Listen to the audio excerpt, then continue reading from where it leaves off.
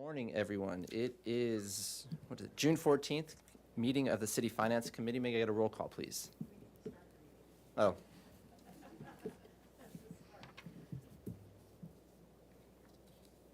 Recording in progress. Good morning, everyone. This is the June 14th meeting of the City Finance Committee meeting. It is a big meeting today, but before we start, may I have a roll call? Yes, we'll start with Committee Member Harmon. Here. Committee Member Gutierrez is not present. And Committee Chair Friedman. Here. Great. We do have a quorum. And so before we get into today's item, what I'd like to do is I'd like to have City Administrator Rebecca Bjork come up and just set the foundation of what we're going to be doing today. So Ms. Bjork, if you would come on up. Chair Friedman, did you want to see if there was general public comment ahead of me making my comments? Yeah, you know what, I will check out. So anxious to get this started. So is there anyone on general public comment for items not on today's agenda but under the purview of the Finance Committee? I don't see anybody for general public comment in here. Is there anybody online? Chair Friedman, there are no hands raised online. Thank you. I'll close public comment and turn it over to Ms. Bjork. Thank you. Finance. I'm sorry, Chair Friedman, there's a late hand here. So we have Linda Honigman. Linda Honigman. Ms. Honigman, you have the floor, and this is for items not on today's agenda.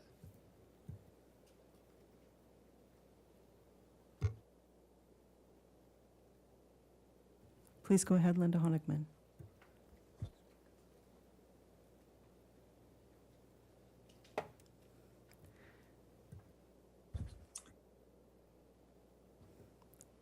Ms. Honigman, are you able to Good unmute morning. yourself?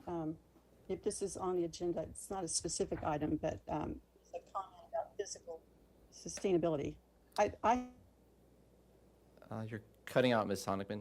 I have an internet unstable situation coming through. You are cutting out, but I think want- you mentioned the Fiscal Sustainability Initiative.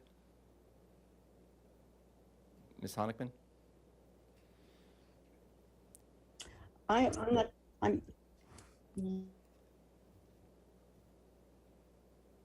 Yes. So if it's regarding this I will Fiscal try- Sustainability Initiative, we'll wait till that item comes up and we'll go through the presentation and then we'll have public comment. Try calling in on the phone, or I'll send a note. Okay, great.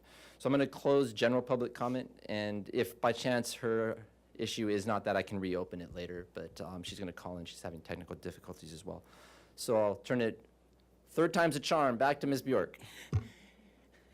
Chair Friedman, Committee Member Harmon, Rebecca Bjork, City Administrator. I'm actually very excited to be here with you today. We are, with this meeting, kicking off what we're calling our Fiscal Sustainability Initiative for the City of Santa Barbara. We anticipate this to be work of staff in open session with our Finance Committee so that the public can watch, participate, engage, and be informed as we go along, but really looking hard at what the city does, how we deliver services, how we prioritize the services we deliver, really working to understand all of the work that we do as an organization and where we get our resources from, and opportunities, if there should be some, for additional resources. And so really working hard with this committee over what will probably be the next 18 months to really vision the future of Santa Barbara in a fiscally sustainable way that attracts and retains high-quality employees and provides this community with the best quality of services that we can with the resources we have. So with that, I'm very excited to kick this off to your Finance Director and get started on this work. Thank you, Ms. Bjork. And I just want to briefly also comment on the importance of the work that our staff and the committee is going to be doing over the next coming months. And that is, we are really looking at our organization as a city to be able to provide the services that the public expects and to do it in a sustainable way. And also to look at other options and community priorities that are out there in which the city could potentially partner or make those contributions that we need in order to look at the city as a whole. So the work we're doing today is looking not only at the expense side, but it's also the efficiency and effectiveness of the organization as a whole, and also looking at the revenue. And what it will do is it will position our council and future councils put us in a better position to really meet the goals of the organization and the level of service that the public expects for hopefully years down the line. So it's very important work that we're doing, and it's going to get into the weeds, but that's why we're here. So with that, today is kicking it off, so it's really high level, and so we have that opportunity, and I'll turn it over to our finance director, Mr. DeMartini, to walk us through the presentation.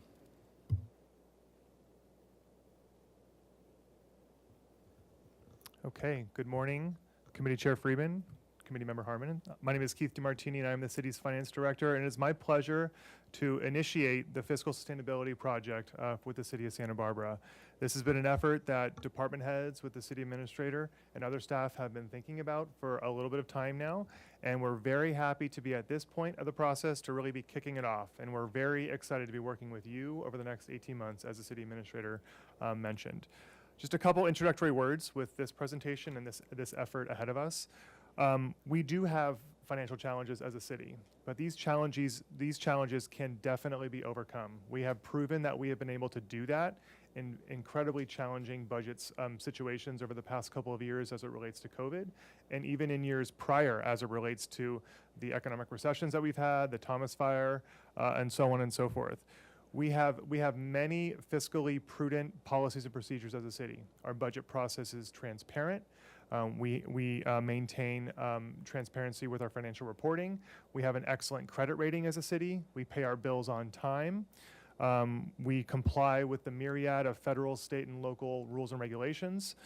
We are a very well-run city in many regards. But we do have our challenges, just like many, many other cities across the country, and particularly in California as it relates to environmental and other externality considerations. So this initiative is important because it just promotes our continual improvement. We should be looking at continually improving our organization from an administrative, financial, and budgetary perspective. We have really great budget processes by looking at least 2 years out for our 2-year financial plan process, and then in the mid-year, making an update to the mid-year process. But the city's going to be here forever, and so we need to be thinking long-term, even beyond that 2-year budget cycle. And this initiative is really promoting that. So with that, the agenda for today's presentation is to just describe at a very high level some of the more significant fiscal challenges that we are currently facing and those that are projected to continue into the upcoming fiscal years ahead. We'll talk about the goals and objectives of the initiative, and then I'll provide a high-level timeline that is a draft at the key milestones of this initiative over the next couple of months, and then we'll look to you for your feedback, your recommendation as a finance committee, and then take questions, public comment, and discussion. So first, let's just provide some context. Let's talk about some of the fiscal challenges that we have been grappling with over the past couple of years, that we specifically grappled with in the fiscal year 2023 budget that we are going to be asking for your adoption next Tuesday. And then what are we seeing as fiscal challenges going forward? This table here provides an overview of the city's general fund, which is the city's largest fund, showing the revenues and expenditures over the past 5 years, including what's being projected going forward. And then, as you can see, we have been struggling to maintain a balanced budget. We've had some deficits that we've been projecting over the past couple of years. We have addressed those deficits primarily by implementing expenditure reduction targets for the general funded departments, totaling $6.8 million in each of the last 2 fiscal years. And again, we're projecting a deficit in next fiscal year as well, which we are addressing by another round of expenditure reductions, albeit not as significant as in prior fiscal years. What's also important to note here is that things are still changing. We have new information coming in every day. And in particular, there are labor negotiations that are ongoing, one of which was just recently adopted by the City Council, which will add an additional pressure on expenditures in fiscal year 2023 and beyond. The impact of that has not been articulated and folded into the fiscal year 2023 budget at this time, just because of the timing of it. We will do that going forward in our planning for fiscal year 24 and beyond. So it's important to note that those challenges remain. This slide here shows our general fund multi-year forecast. And what I want to show you here first and foremost is that even though the fiscal year 2023 budget has not yet been adopted by the City Council, we have already begun working on what fiscal year 2024 and future years will look like. We have folded in those increases to labor MOUs, what are being proposed right now and what may eventually get approved. We are incorporating impacts to our general fund taxes as it relates to the returning to pre-COVID levels. We are understanding what potential there might be for a recessionary scenario for some of our revenues, what returning back to normal looks like, understanding that we still have a high degree of attrition and vacancy rates with our city staff, and assuming that there will be a tapering off effect that will occur over the next couple of years with returning to a more normal workforce level, understanding what high inflation means to our operating for our city operations as well as capital project implementation. And even with articulating all of that and building out a model of those assumptions, the trend continues that we have been grappling with over the past couple of years, which is our ongoing revenue growth, which is depicted here on this graph on the green dotted line, comes in lower, and it is not adequate to cover our ongoing expenditure growth. And when that occurs, we have a structural deficit, which we've had over the past couple of years and is what is currently being projected, all else being equal. And so this graph, trying to understand the scope and the magnitude of the potential challenges that we face, is the context for initiating this project, wanting to achieve fiscal sustainability so that we're not continually trying to solve for an annual operating deficit. We're trying to look longer term to understand structurally where we might need to realign, what additional revenues we might need to consider so that we achieve a higher level of fiscal sustainability. This graph is probably familiar to you as well. We've been looking at this on multiple levels during our budget process as well, and it shows our reserves in the general fund. The red line is our reserve policy target, which is 10% contingency reserves and 15% disaster reserves, so for a total of 25%. And the different bars over the past 20 years show where we have fallen short on reserves as it relates directly to recessions that have occurred or COVID, and our ability to tick up and eventually meet those reserves, which we are projected to do at the end of fiscal year 22 as well. But then as you can see in fiscal year 23 and for the next 3 years thereafter, we are projected to dip into those reserves fairly significantly because our reserve policy target continues to go up as well. So the impact of those economic and budgetary challenges that we are projected to continue to face does impact our reserves. And those reserves have been very important, particularly over the past 2 years. During COVID, our transient occupancy tax, sales tax, and departmental revenues declined significantly. We managed to sustain our operation and not have to cut services all that dramatically because of our ability to leverage our reserves, and that was a major factor of not having to deteriorate service any further. We have our challenges with our labor agreements, with making sure that we come to agreement with our employee groups. We have 8 employee groups, and we are at the table with many of them right now. And there are many challenges with being able to afford to live in Santa Barbara or the nearby area. It's expensive to live here. We have challenges with negotiating multi-year deals as opposed to one-year deals for many reasons. Many of our employee groups have talked to us about how challenging it is to afford healthcare, our healthcare costs. Our pension costs are increasing substantially, which I'll go into in the next couple of slides. We have this transition from classic members to PEPR members with very recent law changes in the state government with how much employees that are newer to our organization have to pay for their pension benefits versus members that have been in the system for many years. And then just COVID, just the way in which our staff come into the office, their scheduling, different challenges with making sure we're adhering to all the safety protocols. There are just a number of challenges as it relates to labor negotiations. And those will be things that we will continue to work with our labor groups on, and we will be modeling impacts as it relates to cost of living adjustments and other budgetary impacts in our multi-year forecast. Pension costs specifically. We've had a very specific conversation with the Finance Committee back in November, you may recall, where we really took a deep dive into the impacts to the city as it relates to our membership in CalPERS. We pay CalPERS in two ways. First, we pay them every pay period, which is called our normal costs. And on the left table here, you can see it's around 10% for most employees, and then for safety employees, it's just over 20%. We also pay CalPERS an annual amount as it relates to our unfunded actuarial liability. The UAL exists when CalPERS's rate of return actually comes in less than what they're projecting. What they're projecting is called the discount rate. And there are a number of other factors related to why a UAL exists. For the city, it is significant. This was a question that came up last Tuesday. And we pay an annual amount up front in July for our annual contribution for UAL, and that amount will fluctuate every year. There are risks with the amount that we pay CalPERS. First, those costs are becoming unsustainable, right? Those costs are going up at a greater rate than our revenue growth. And so we have budgetary challenges with just making sure that we can pay those costs. Also, when CalPERS's rate of return comes in lower than the discount rate, our unfunded actuarial liability will go up, and it will go out for future years as well.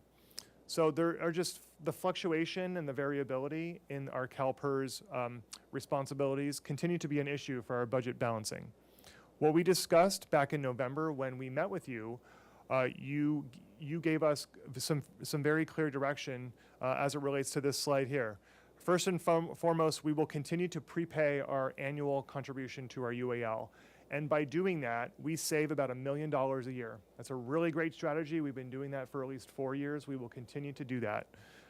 There's possibility for considering cost-sharing opportunities with our labor groups and exploring other labor negotiation strategies. But as I mentioned earlier, we have many other challenges as it relates to getting to agreement with our labor units. And so that will be an area that we'll continue to research and see if there's possibility there, but not likely at this time. The other direction that you gave us was to establish a pension stabilization policy, and we are actively working on that. Once the budget gets put to bed here next week, we will shifting a lot more gears to that effort. And there's ways that we can craft a policy that will allow for any one-time revenues or any annual surpluses that we might realize in future fiscal years to contribute that money to our pension obligation. And by doing that, it has the same effect as you maybe paying down your mortgage on your home earlier. The amount that you have to pay off in the long run goes down exponentially by doing that if you make upfront payments. Of course, it requires us to have that cash to be able to contribute. So we have a budget challenge ahead of us to be able to do that. But the longer term benefits of implementing a plan like that far outweigh the short term financial restrictions on that. We can also set up a Section 115 trust, and that trust allows us to take cash and invest it in a way that earns additional interest, more interest than what we can currently earn on the city's investment portfolio, to be able to accrue more interest, and then take that money and pay down our pension obligations and our pension liabilities as well. So we have tools that are available that many cities have implemented over the years that have been successful. So we're looking forward to working with you to be able to implement some of those solutions as part of this greater fiscal sustainability initiative.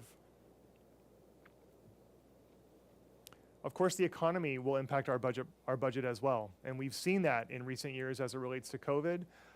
This slide here just shows a recent trend and a projection of the U.S. government's projection for gross domestic product, the GDP.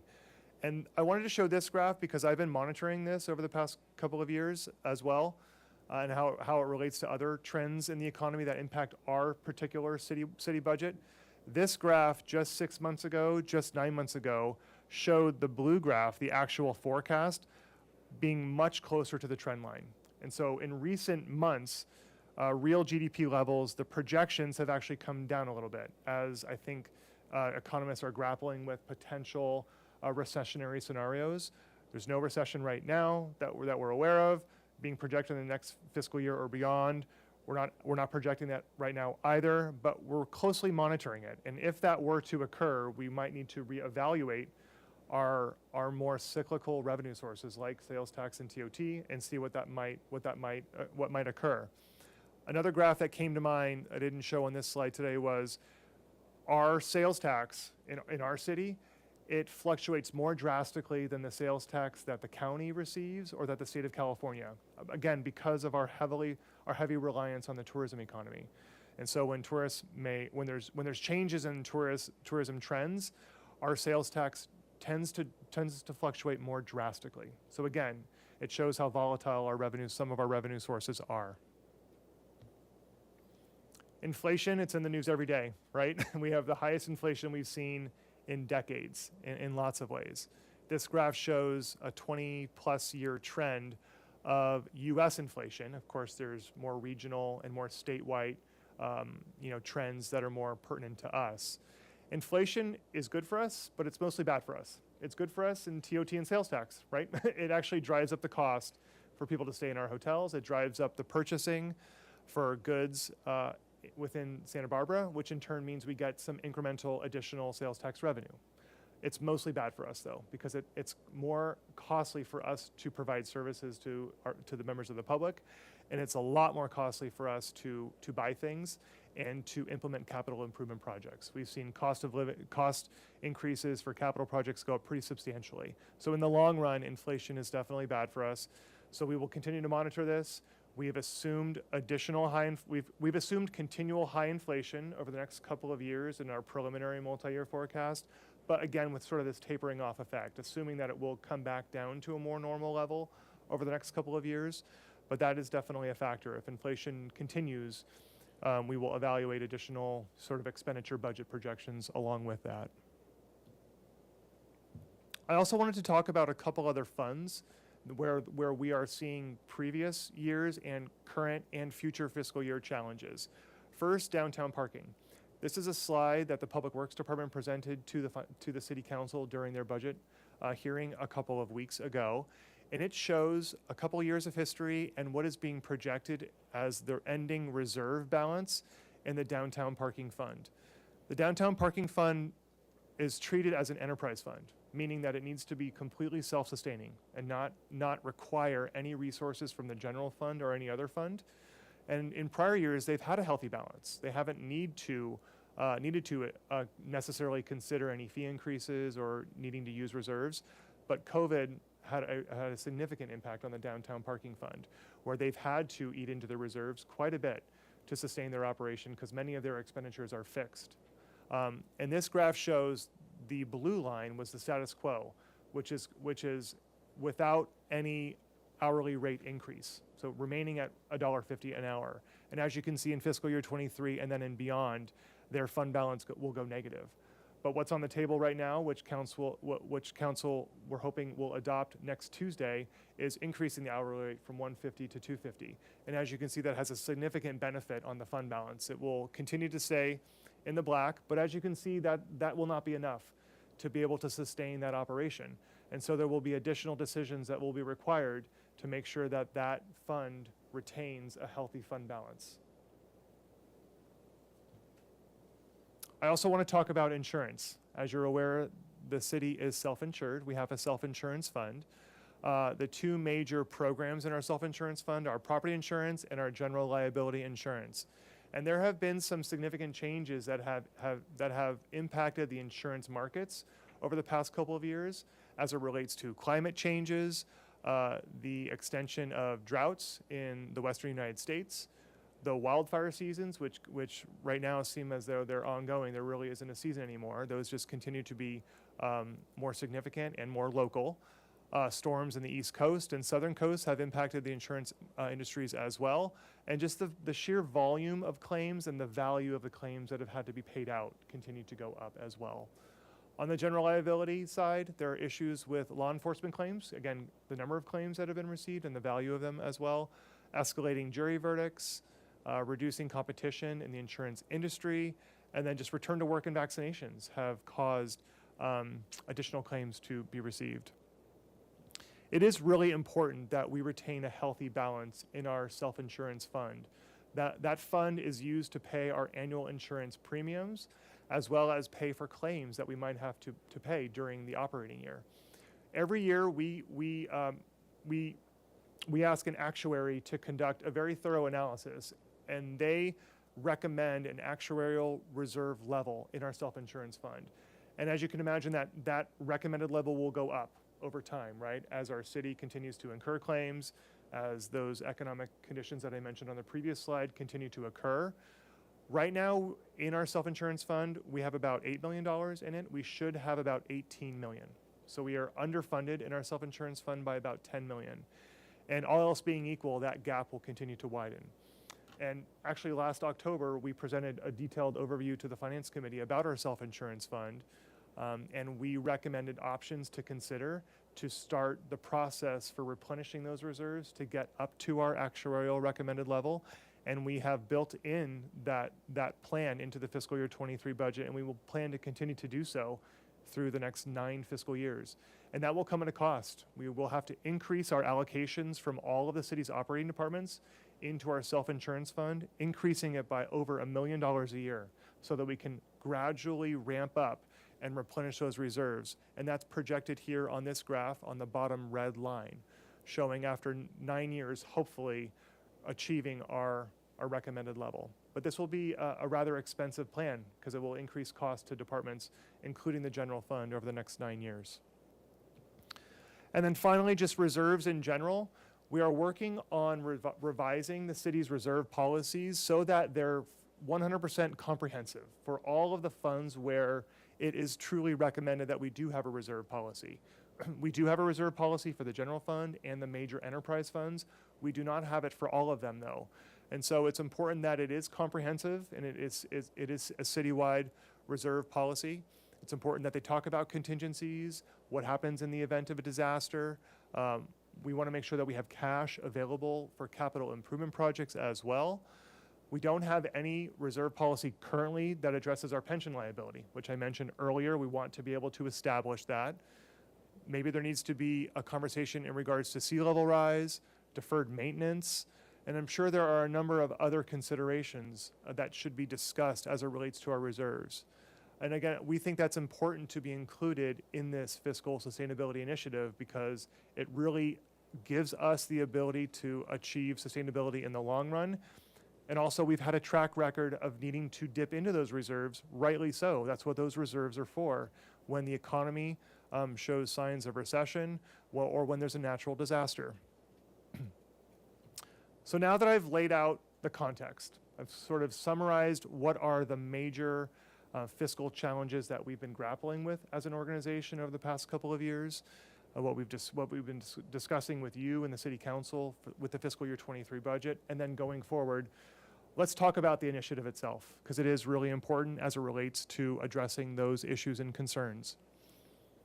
So staff developed a goal and objective statement. I'd like to read it for the public as well here so that it's very clear. Just go down to it. So the city of Santa Barbara is a thriving and unique community. As an employer, we strive to provide the highest quality services and programs to our community by employing the most qualified staff and maintaining standards of excellence. Fiscal sustainability ensures that the city continues to meet the needs of the Santa Barbara community now and for years to come. To that end, the city's department head team, at the direction of the City Council, has established a fiscal sustainability initiative to assess and make recommendations on revenue-generating options and operational process efficiencies. The objectives of this initiative are to identify and assess options for implementation that will increase revenue and create efficiencies and eliminate redundancies for continual process improvement and cost reduction. So these are the major goals and objectives of this project. We will be organizing ourselves at a staff level around 2 primary working groups, and these are shown here on this slide. First, we will have a group that will be dedicated to exploring revenue options.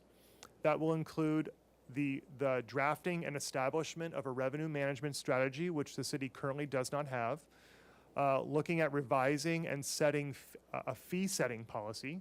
As you know, we have a number of meetings with the Finance Committee during our budget process where staff present proposed changes to you about our fee changes. We'd like to set a policy around that talk about the level of general fund subsidization that should be required on certain fees, ensuring that we are always striving for full cost recovery wherever possible, and a number of other factors, but actually setting a policy to that effect. This group will be working with you on the consideration of potential ballot measures in the future, as well as council approving fee changes going forward, which you currently do, but making sure that that is standardized. The other working group will be focused on operational and process efficiencies. This group will be taking an assessment of the organization, considering its processes, its performance, and the technologies that it currently uses, and then considering revising policies in the municipal code wherever possible, the prioritization of city services, understanding that we do have limited resources as an organization, and so working with you and the full city council on understanding what those priorities are so that we can align our resources accordingly. And then, if possible, identifying expenditure reductions. I don't think that it's possible to solve our long-term fiscal challenges just by generating new revenue alone. That is also very challenging. We need to look at both sides of the equation. This slide here shows what the resource requirements are planned to be on these two working groups. I will be leading the revenue options working group, understanding what the revenue changes and the policy changes are, and you can see the different department directors and the city administrator herself will be working on this team. And then on the right, you'll see that the operational and process efficiency team will be led by Jill Zachary, the Parks and Recreation Director, and who has been assigned to work on that team. We are also very excited to work with members of department staff at all levels of the organization, because our staff have really amazing ideas and are hardworking and are going to be able to contribute greatly to this effort in lots of different ways. So we're really eager and excited to be engaging with staff on this effort as well. So now let me shift to talk about what the high-level timeline is for this initiative. Now that we're kicking off, the next step of this process will be to have a couple of different departments come to the Finance Committee to conduct a deep dive. Really look internally, look at the different factors that impact their organization, where are their own specific financial challenges, both on the revenue side and the expenditure side, with the delivery of services, capital projects, legal requirements and mandates, so on and so forth. So that will be coming to you in the next couple of months. And then concurrently, staff will be working on developing recommendations for revenue generating options or process improvements and efficiencies that we'll be bringing to the full Finance Committee for your review and your recommendation to the full City Council. We'll then work to develop a final set of recommendations that we'll look to the City Council's approval on, which we then can fold into the upcoming financial plan for fiscal year 2024 and fiscal year 2025. I won't go into this timeline in detail right now, but we've laid out specific dates already in regards to the Finance Committee's role in the next couple of months for the departmental deep dives that will occur in the months of July through September. And then we're targeting September 27th to have staff's initial set of recommendations for your first review and get some direction from you to go back and take another pass at it, and knowing that there'll probably be some back and forth that will be required. The first presentation we're targeting for the full City Council will be in December. And that timing is important because any later than that would be challenging to get to a place where we can come back to you for another review if necessary, and then be able to have enough guidance from the City Council so that staff can incorporate those recommendations into the proposed fiscal year 2024-2025 financial plan. In June, the first year of the plan, the fiscal year 24 operating capital budget, would be adopted by the full City Council.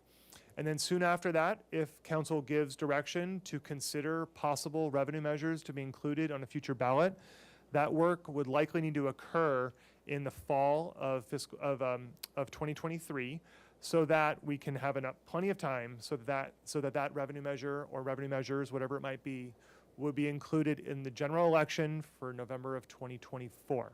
So we're thinking that far ahead to make sure that we're considering all the things that need to occur up until then.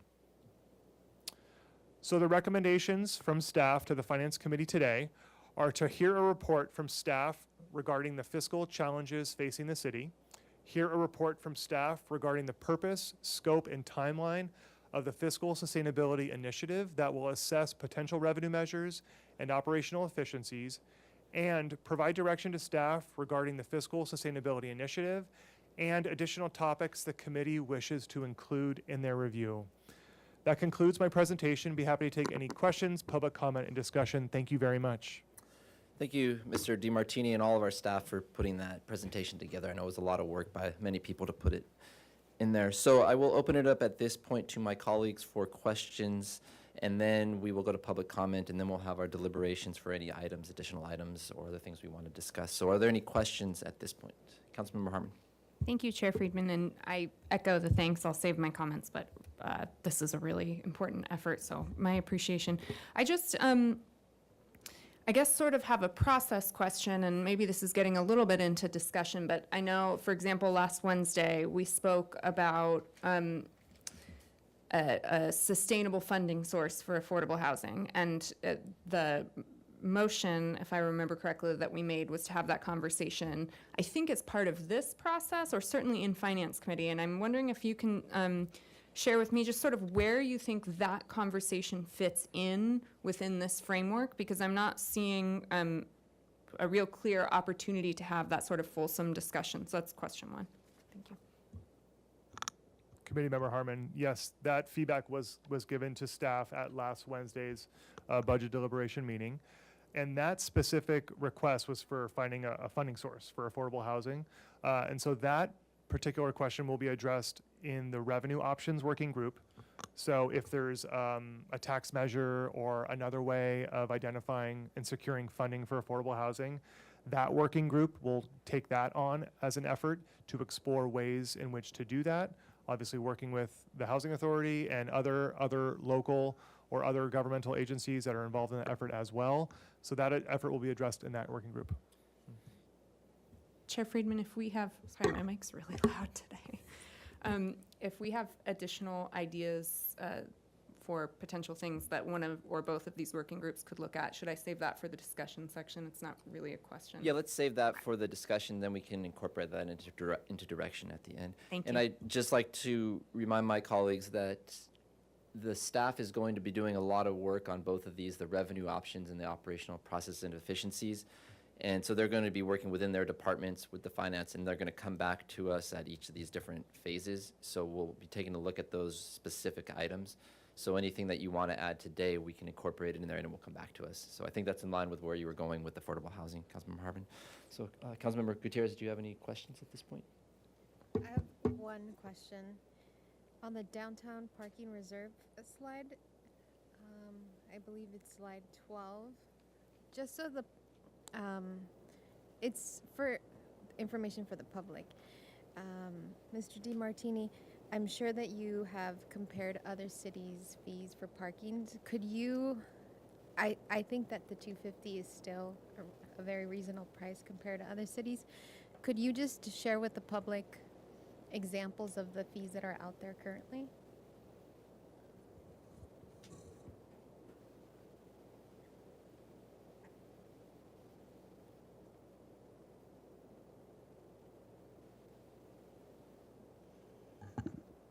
Chair Freeman and committee members, Cliff Maurer, Director of Public Works.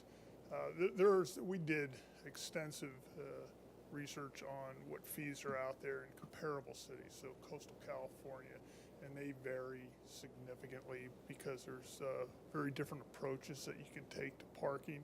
There are some areas where parking is free, but there's other revenue generating sources that compensate for that. Where there is charge parking, most are substantially higher than ours. So for the public, it's hard because the way the parking is provided is not equivalent everywhere. But I would say we're at $150 and requesting in this current budget to go to $250 an hour. What we saw was more in the range of $350 to as high as $6-7 an hour for coastal cities. Thank you. Thank you, Councilmember. I had just a couple, just want to get that on the record as we kick this off. If you could go to slide 4. And we did cover this at the council meeting, but I just want for the public that might be watching today. So here, the net deficit is 2.1 million, but then you'd reference some of the labor negotiations, and then there's a bullet point that added 0.8 million, and that was for the one we just recently passed with our SEIU. Is that correct, Mr. DiMartini? Yes, Committee Chair Freeman, that is correct. Our general unit is recently got approval from council for their MOU, and it will add an additional approximately $800,000 to the general fund expenditures in fiscal year 23.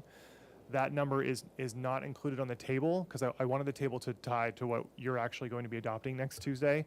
And so you can just assume to add another $800,000 on the expenditures line. And so all else being equal, we won't be changing any revenue assumptions based on that, right? So it will add to the deficit. So the deficit will increase by approximately $800,000. So it's 2.9 million. And then what is the assumptions for our other labor groups that are built into the budget that we're adopting? Yes, Chair Friedman. In fiscal year 23, we assumed a cost of living adjustment for all the labor units of 2%. If we had, at the time we produced the budget, any known cost of living adjustments that were different than 2%, of course we included that. But for the vast majority of the positions that we budget for, it was 2%. So for example, the MOU that was recently approved had a cost of living adjustment that was greater than that, which is why it adds additional cost to the fiscal year 23 budget. Okay, thank you. And then under the, and again, this, under the revenue assumptions here, this doesn't take into account a recession. It just takes in, can you explain how you accounted for these numbers? Are you being conservative? Are you being optimistic? Where do you fall in line with your projections? On the multi-year forecast, yeah. Chair Friedman, I'm sorry, on this graph right here? On this table Yeah, right for your here? revenue projections. Got it, okay, for going forward. Okay, sure. So I'm referring to slide 5. And so our multi-year forecast process is extensive. We take a great deal of information from economic reports, both federally and from the state, and also from our local economic sources. We get information from UCSB, UCLA, and a number of other ways. We're constantly monitoring it and making adjustments. We get information locally from our hotel industry, from Visit Santa Barbara. We get quarterly sales tax report from our sales tax consultant. We really incorporate all of that into our multi-year forecasting process. I would classify our projections as being as realistic as possible. They are not overly conservative. They are not aggressive. It would not be appropriate to be too aggressive with this because we have to make sure that we can cover and pay for all of the expenses that you have authorized us to go ahead and use, right, so that we can deliver services to the public. It does not include a recession scenario. This largely assumes that we will have achieved and will continue to grow upon sort of pre-COVID economic activity that occurred. Largely, any impacts of COVID will have gone away, and we will continue to grow, both in sales tax, TOT. Our property tax continues to grow substantially, but it doesn't have the amount of volatility that sales tax and TOT does. It continues steady growth that we have seen. It's much easier to forecast property tax revenue than the other sources. And as far as our departmental revenues, like permits and fees for services, like park and rec programs, it assumes continued growth in those areas as well. Again, pre-COVID levels, but continuing to grow. Thank you. And my last question has to deal, if you could pull up slide 9. And again, this is just, we covered this at council, but I want to set the foundation, have it on the record for where we're going with this. So under pensions, you'd mentioned that we do a prepayment and we have an unfunded actuarial liability. If you could just remind us of what the unfunded pension liability is, how much we're prepaying per year, and then what if we can expect with the discount rate in this year in the stock market, if that would increase the prepayment that we have to do. Yes, Committee Chair Freeman. Our citywide, for all funds, our unfunded actuarial liability is just under $400 million. So we have to pay, CalPERS tells us annually how much we have to pay to start paying off that UAL. The annual amount that we have to pay to start paying it off, I believe it's around $40 million.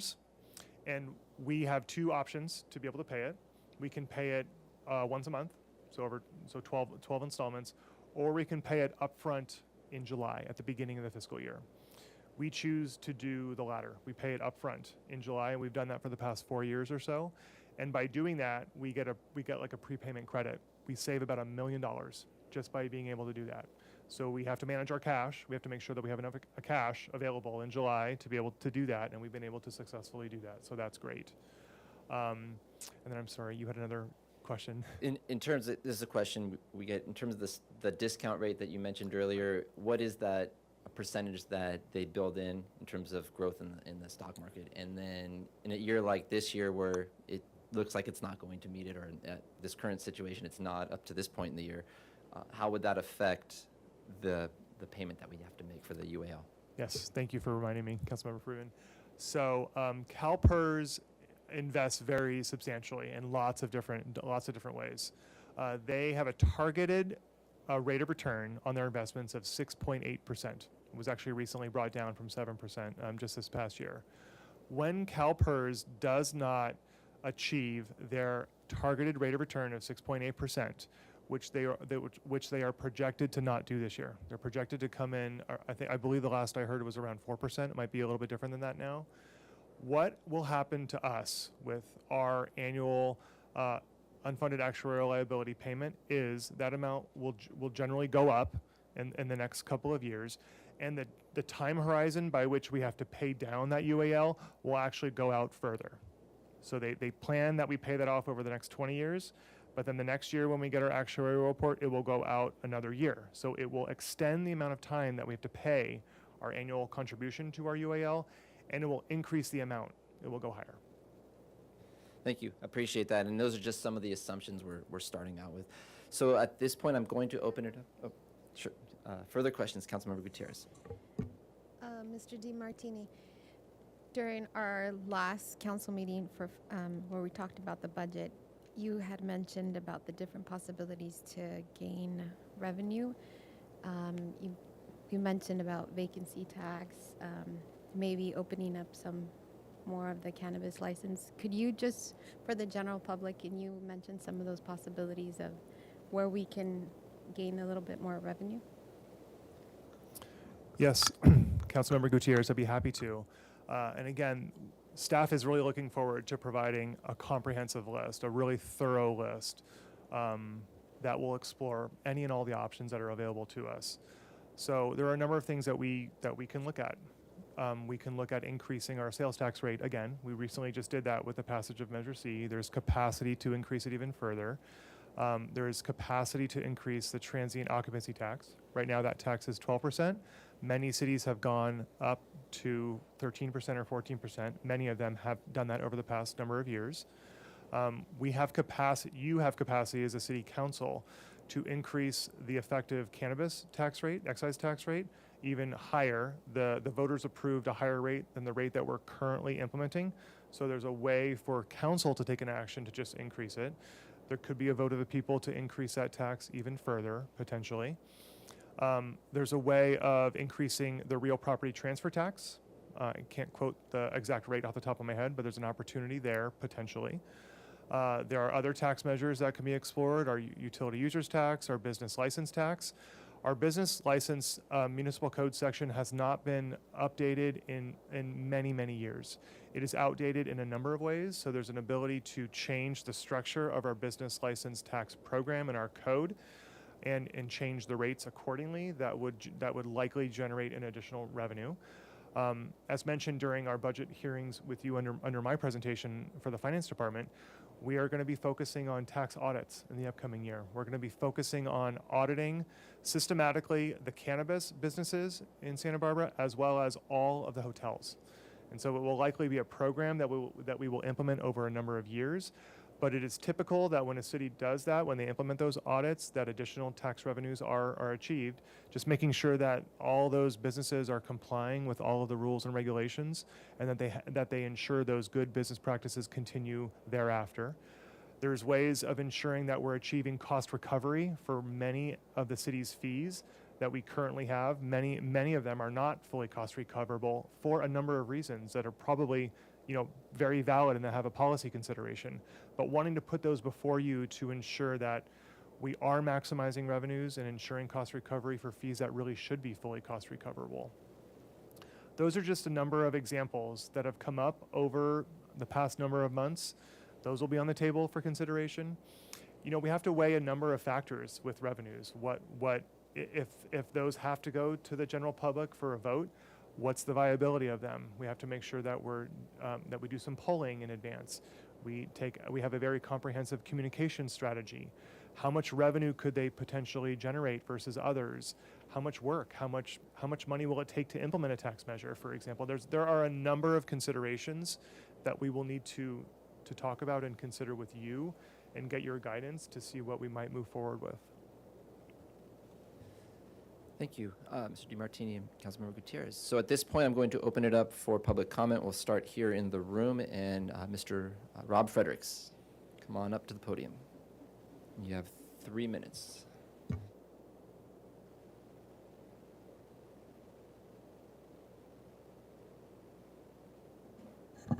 Good morning, Chair Friedman, council members. You've heard a lot from me recently, and just want everybody to know it's not my intent, nor do I want to be known as a gadfly, but given the housing element and budget issues and just the housing issues that our community is facing, that's one of the reasons why we've been pushing for, let's look for solutions together for creating a local funding source for affordable housing. And so that's why I've been before you so much. I really appreciated today's presentation, Mr. DiMartini. Very clear and also very sobering as far as the challenges that the city is facing. And I have to say, I think my lucky stars that our agency has a defined contribution retirement plan rather than defined benefit. Otherwise, we would probably be facing structural budget issues as well. So I just want to say I really appreciated Council Member Harmon's questions about the Affordable Housing Fund and wrapping that into this initiative.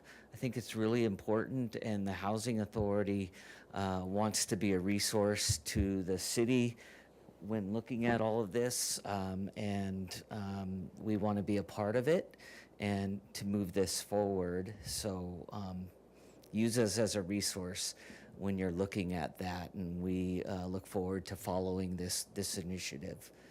So thank you. Thank you, Mr. Fredericks. Appreciate your comments. Are there any other members of the public? Don't see any in the room, so I will open it up to our online members. Chair Friedman, we have 2 hands raised in the app. We have Lisa Carlos and Linda Honigman. Lisa Carlos, go ahead.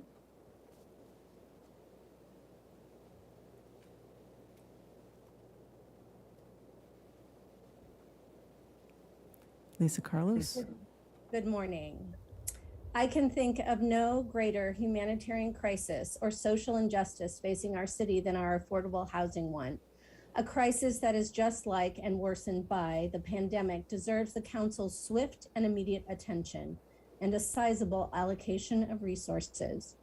I respect the sustainability goal of today's meeting and the sobering complexities and creative solutions being proposed by Mr. DiMartini and city staff.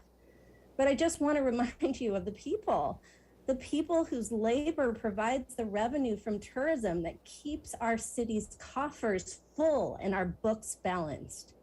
Our hotel, restaurant, and retail workers are what keep this whole boat afloat. But they don't have the time to show up at 11 a.m. on a workday and plead their case. As you go through your deliberations, I'd like to throw out some questions and issues today for you to consider. First, were any ARPA funds directed specifically to housing or homelessness. As I understand it, much went back into the general fund and our reserves to balance our books. But according to the Brookings Institute, nationally, other cities directed 12.7% of their pandemic relief dollars specifically to housing. Second, according to our resolution number 12-066, a city may dip into its reserves by using the argument of unfunded mandates and/or a loss of entitlement or grant funds.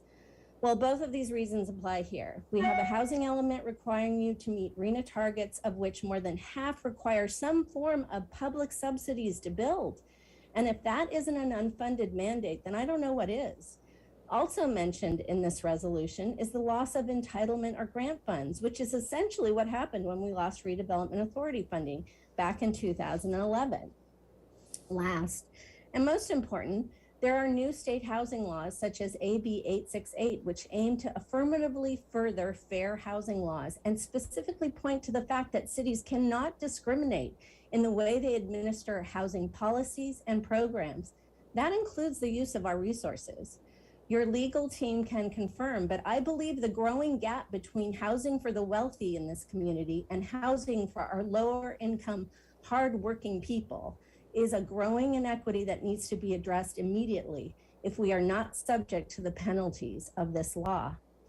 I'd like to see an immediate short-term allocation of funding as the city engages in longer-term revenue discussions. As you know, taxes, bonds, and things like that are going to take at least 2 more years. 2024 is the next election that we could really put any of that on there.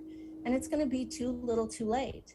We'll be halfway through our RHNA cycle, our next RHNA cycle, before we get anything built. So, there's an urgency here, and I really hope that you'll consider that in your deliberations and possibly even allocate some funding to the Housing Authority right away. Thank you for your service to our city. Thank you. Next speaker, please. Linda Honigman, please unmute yourself. Okay, I'm on both my phone and video. So do you want to switch to my phone? We can hear you. We can hear you right now. Turn my phone off? We can hear you right now. So keep going. Okay, I'm getting echo. So let's just try. So you can hear me now on the computer if I turn my phone off? We can hear you right now. Yes. Now we can't hear you. Okay, *6. There. You there, Ms. Honigman? Can you hear me now Yes, we can hear you. from the phone? Okay. I'm still getting an echo. Let me see if I can turn this other part off.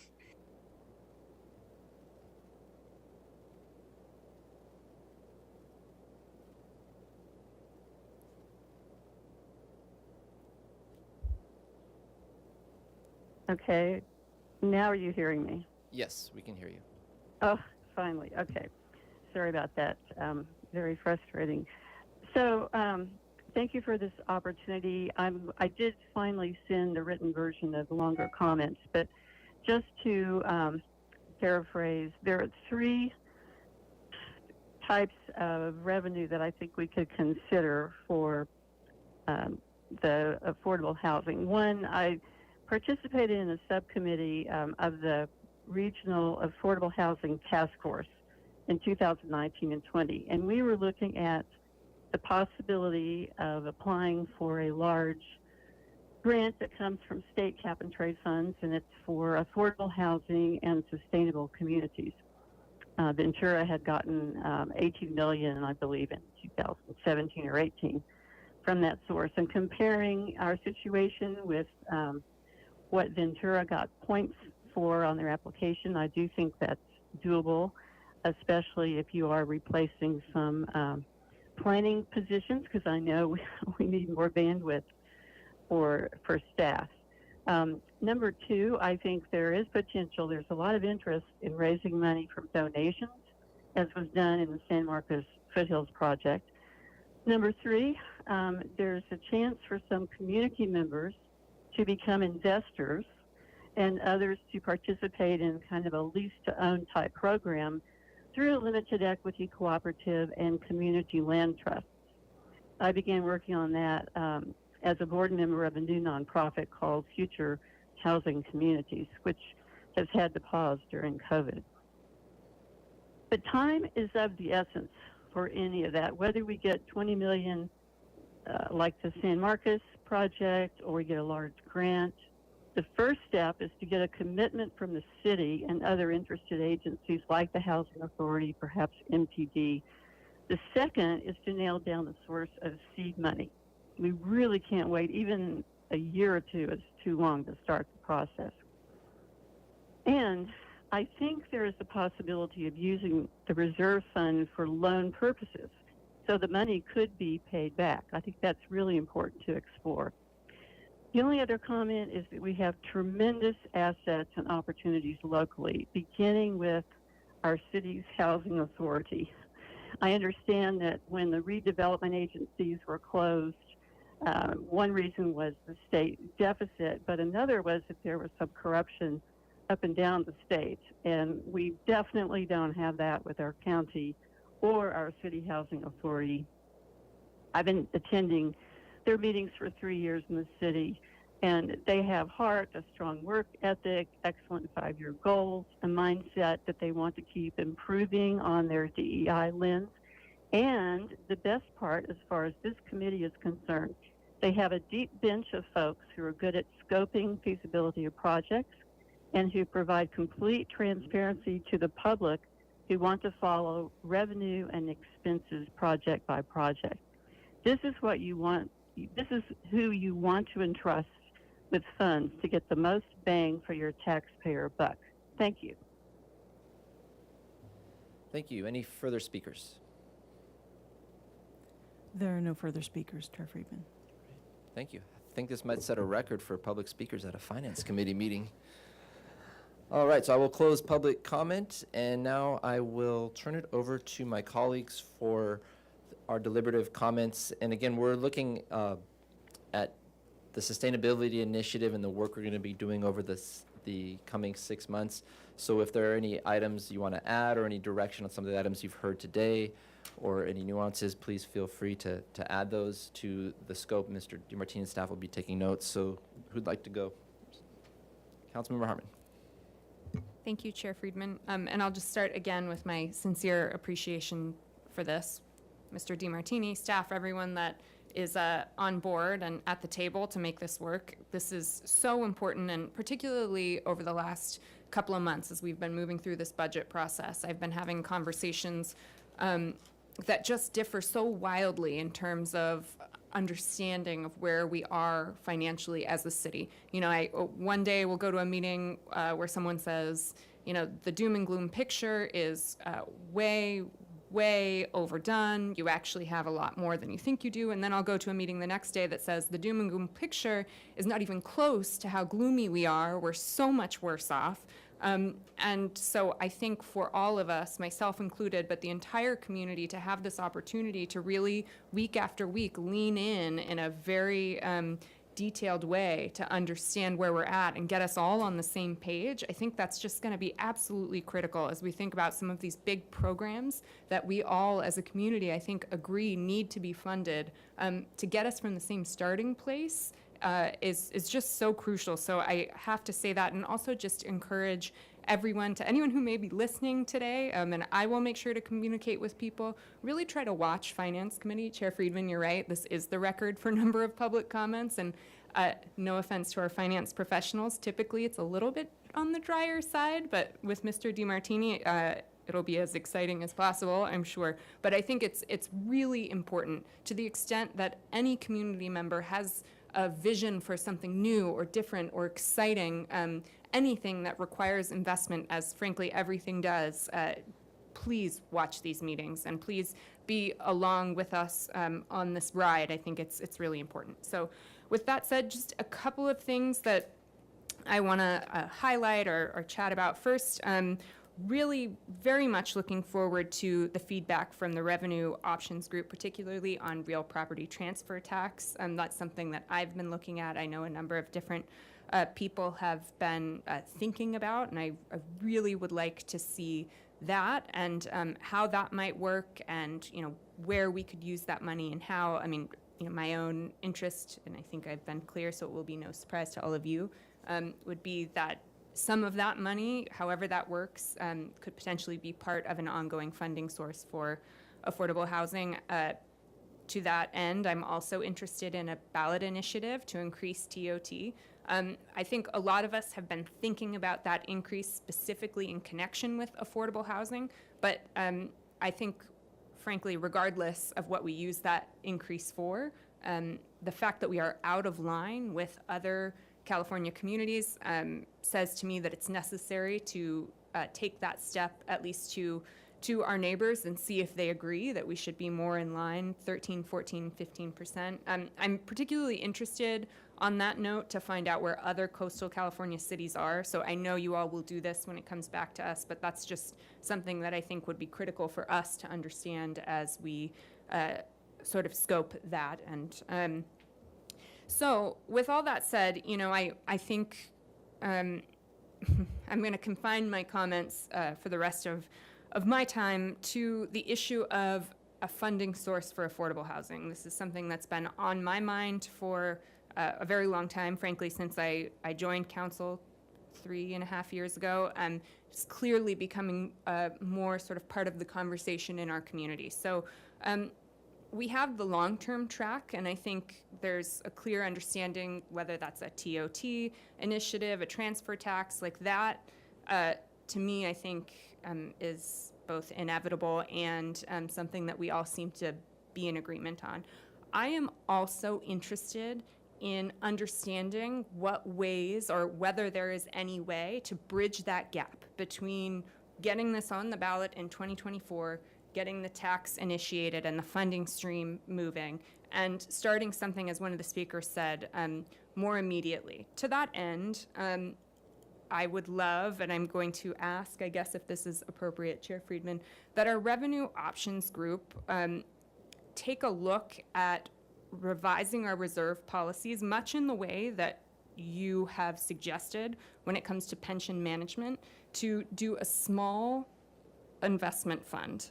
This is something I've been talking about for a couple of years, but I would like to do an affordable housing investment fund such that we can provide that missing equity into some of these projects and receive a return on that money.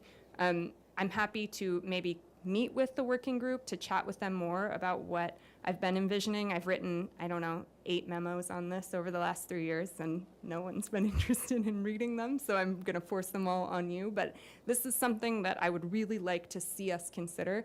I understand it's perhaps a little bit ancillary to the work that we're doing here, the fiscal sustainability of the city, but I think given that we're taking a look at so many of these different things, I would really like us to have this conversation now. I don't see a better opportunity to have it in a more fulsome way. So again, just to sort of describe it a little bit more effectively for anyone who may be listening, take some amount out of our reserves, understanding this would require a policy change on the reserves, and invest that money into affordable housing projects, particularly projects that have trouble finding federal subsidies or state subsidies because of the nature of the projects, providing that equity and receiving a return. So, it wouldn't be grant funding in the way that a TOT increase might be, but something where we could expect to see a 2%, maybe even 3%. I'm looking at Mr. Frederick's return, which is somewhat similar, if I'm understanding correctly, to what we receive in LAIF. So, in terms of fiscal responsibility, I think we could argue to community members that our expectation of a return is similar to what we get, and instead of investing in the market with this, discrete amount of money, we're investing physically into our city and into housing our people. And it's a win-win in my view. So I really want that to be discussed and considered, understanding that there are many, many implications to that, but I'm going to add that to our plate with thanks. So yes, I will leave it there without adding any more, but I really appreciate it and look forward to the conversations to come. Great, thank you for your comments. I took notes. I'm sure our staff did as well. Councilmember Gutierrez. First of all, I really want to thank the finance director and his staff and the city staff for this presentation.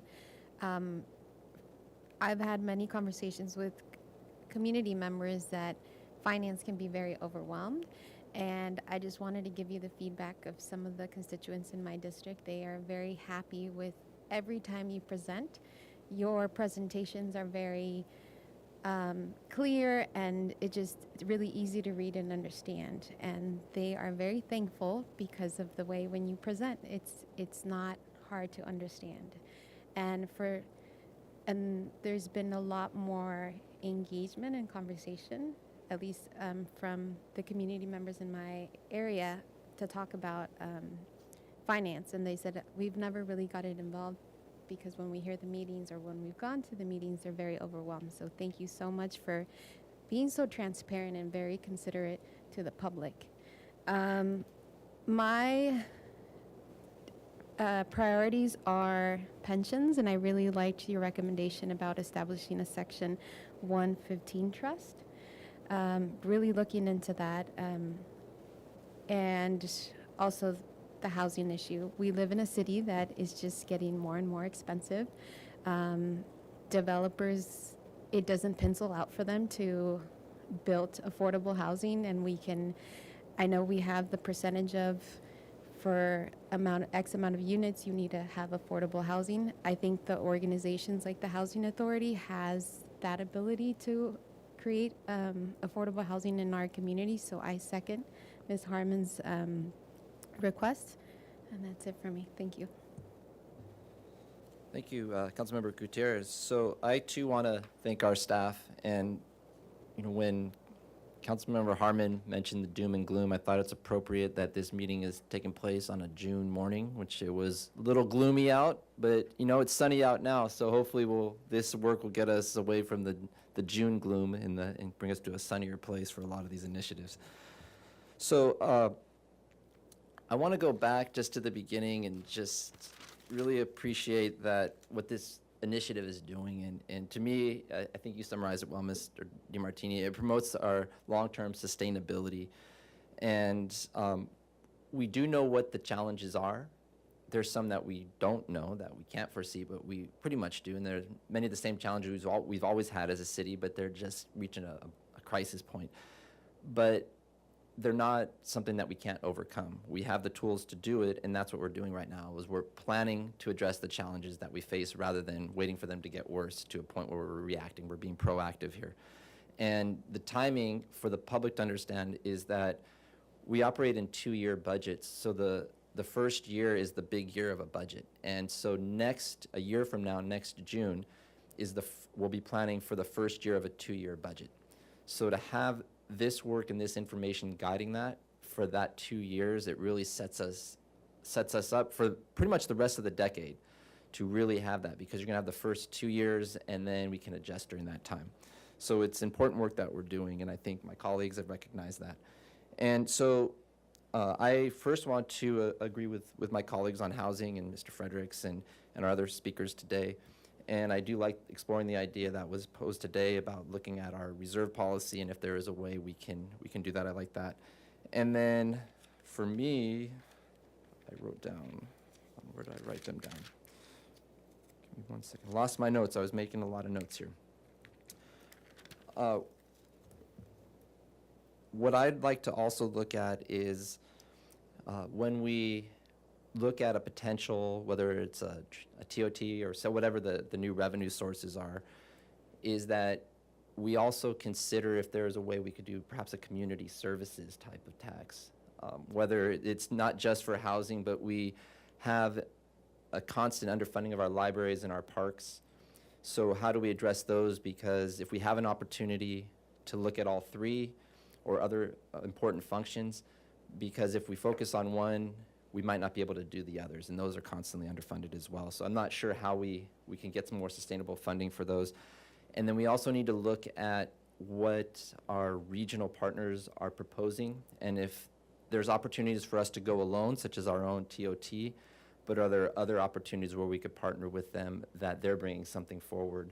So it would be a county-wide tax initiative that would be supported or not. I know there's efforts underway and there's been discussions on a library tax, but we need to be very deliberative because we don't want a bunch of proposals coming forward at the same time, because then it would actually knock down the ability of being able to pass them depending on where they're at. So I want to make sure whatever we put forward is in consultation with our needs specifically, but that we don't inadvertently put some measures out there that are competing against each other if the county or others are putting stuff out there. So we need to understand that. I'd also like to look at our legislative program in terms of how we interact with in particular, our federal and our state legislature. Somewhat on legislation, but also on the ability to impact the legislation or impact bills that could actually help us get funding, or that we might not know are available that if we knew we could apply for funding sources. So how could we improve our legislative collaboration and communication with our state and federal legislators that have access to a lot of different pots of money based on what we're looking for? A lot of that could be affordable housing, a lot of infrastructure, and that I think those are opportunities for actually revenue enhancements, and all that takes is improved communication. I shouldn't say all, but it takes improved communication with those who know where those funding sources are. And then I'd also like to look at how we fund our human services and our events and festivals. We do give considerable. We give $800,000, I think, to human services, and we give to events and festivals. Just how much do we give in a dollar-wise? How much are we giving in terms of in-kind contributions? Is it the most effective way, especially in terms of human services funding?